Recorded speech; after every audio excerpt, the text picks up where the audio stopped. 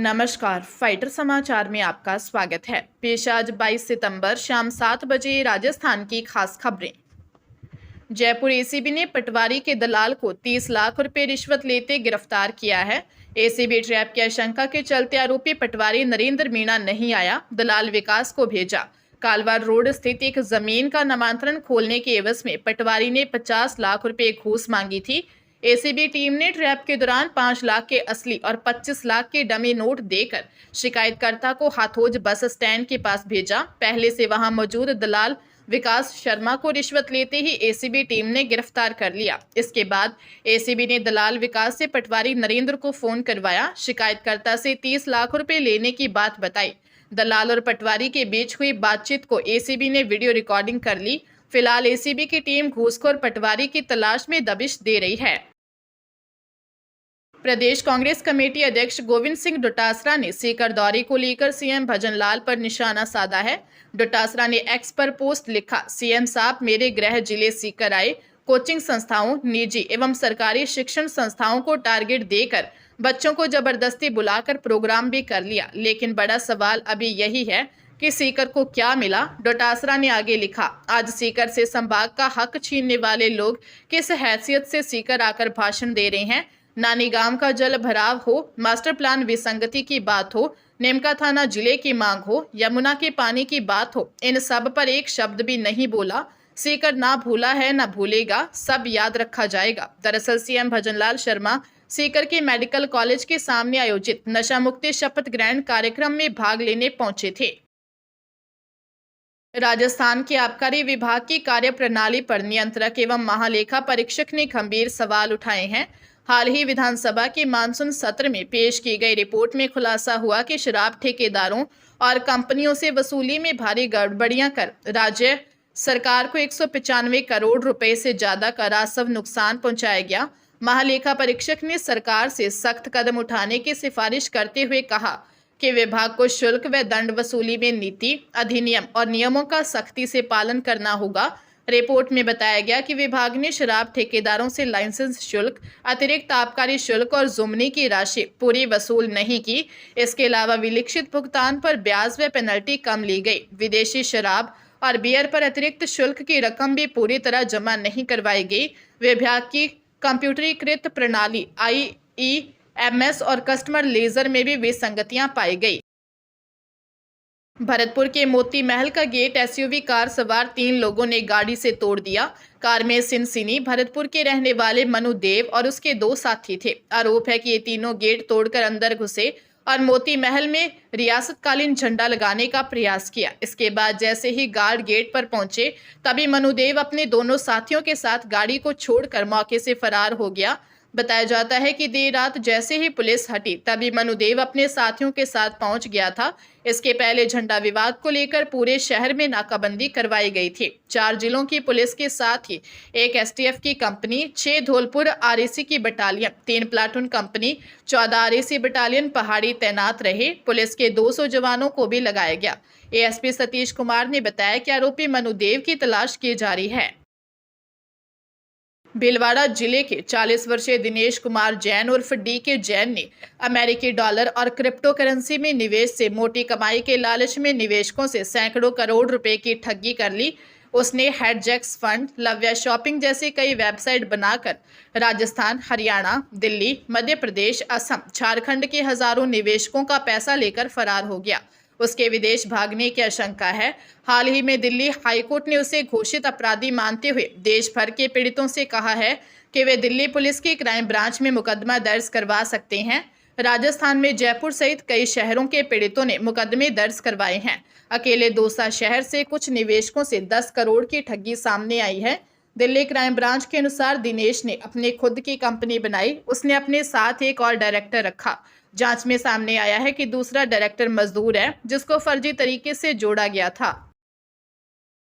Cyber crime के एक आरोपी को हाईकोर्ट ने भविष्य में किसी अन्य के नाम से जारी सिम कार्ड यूज नहीं करने की शर्त पर जमानत दी है। जस्टिस अशोक कुमार जैन की अदालत ने डीग जिले के कैथवाड़ा थाना पुलिस द्वारा पकड़े गए आरोपी की जमानत याचिका पर सुनवाई करते हुए यह आदेश दिया। अदालत ने कहा कि आरोपी किसी अन्य व्यक्ति के नाम पर कोई सिम कार्ड इस्तेमाल नहीं करेगा। वही आरोपी इस आशय की एक अंडरटेकिंग देगा कि अगर वह किसी अन्य व्यक्ति के नाम पर जारी सिम कार्ड का इस्तेमाल कर रहा है तो जमानत आदेश वापस लिया जा सकता है। अदालत ने कहा कि रिकॉर्ड पर मौजूद तथ्यों के अनुसार आरोपी के पास से मिले सिम कार्डों का इस्तेमाल साइबर अपराध गतिविधियों में किया गया था, इसलिए यह शर्त लगाना उचित है। युवक का आपराधिक रिकॉर्ड नहीं था, इसलिए जमानत दे दी।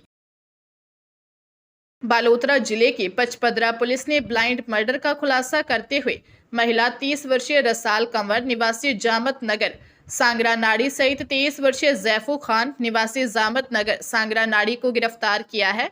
पुलिस के अनुसार 15 सितंबर को गांव जामत नगर सांगड़ी नाड़ी तहसील पटौदी में बरगद खान निवासी जामता नगर का शव मिला था। मौके से सबूत जुटाए गए। मृतक के बेटे पठान खान ने रिपोर्ट दी कि रात में मेरे पिता घर पर सोए थे, लेकिन सुबह घर पर नहीं मिले। तलाश करने पर पिताजी का शव हरि सिंह के खेत में मिला। पुलिस ने संदिग्ध रसाल कंवर पत्नी कान सिंह निवासी जामत नगर को डिटेन किया। पूछताछ में उसने बताया कि मृतक बरगद खान से अवैध संबंध थे। घटना की रात उसने बरगद खान को आने से मना कर अपने घर पर अन्य युवक जैफू खान को बुलाया। इस दौरान बरगद खान अचानक वहां पहुंचा। दोनों में विवाद हो गया। इस दौरान जैफू खान ने उसकी हत्या कर दी।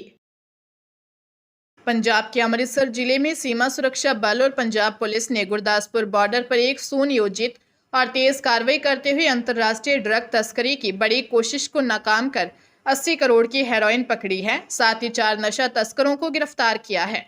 बॉर्डर पर बाढ़ के बाद तस्करी की घटनाएं बढ़ी हैं। अधिकारियों के मुताबिक विश्वसनीय खुफिया सूचना के आधार पर बीएसएफ और पंजाब पुलिस ने मिलकर गुरदासपुर जिले के गांव थेथर के इलाके में संयुक्त अभियान चलाया। इस कार्रवाई में 4 नशा तस्करों को काबू किया गया।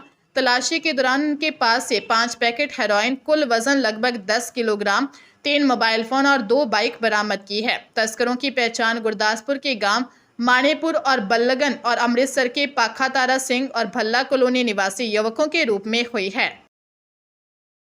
चित्तौड़गढ़ जिले में नकली नोट के साथ पकड़े गए आरोपियों ने बड़ा खुलासा किया है।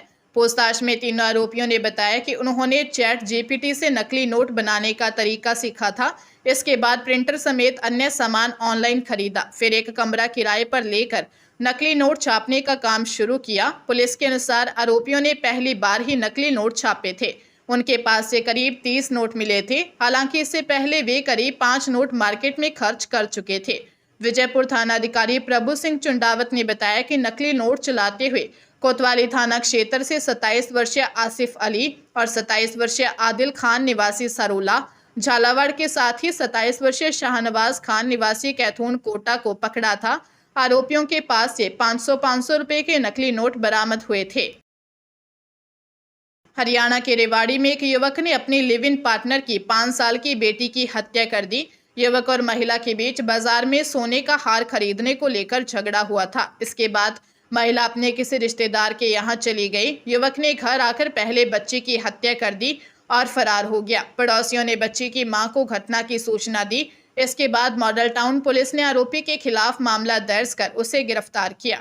पुलिस के अनुसार बिहार के मोतिहारी रघुनाथपुर निवासी ऋतिक रोशन और कविता नाम की महिला 7 महीने से चांदपुर की ढाणी में लिव इन रिलेशनशिप में रहते थे।